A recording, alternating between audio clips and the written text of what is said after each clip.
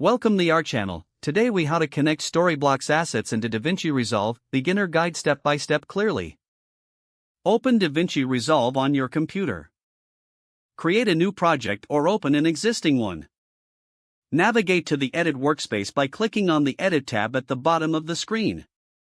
In the top menu, click on Effects Library to open the Effects panel. Locate the Sound Library section within the Effects Library. Click on the Sound Library to reveal the available audio assets. If Storyblocks is installed, scroll to find the Storyblocks section. If you don't see it, ensure the Storyblocks integration is correctly set up. Visit the Storyblocks website and log into your account. Browse or search for the audio or video assets you need. Select your desired asset by clicking on it. Click on the Download button and choose the preferred resolution or quality.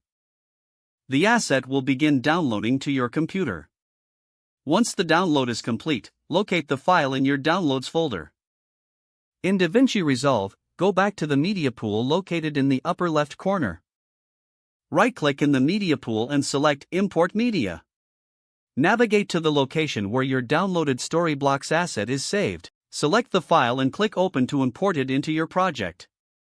The asset will now appear in your media pool. Drag the imported asset from the media pool onto your timeline. Adjust the length or placement of the asset as needed. To preview, use the playback controls at the bottom of the screen. Continue editing and layering additional assets as necessary.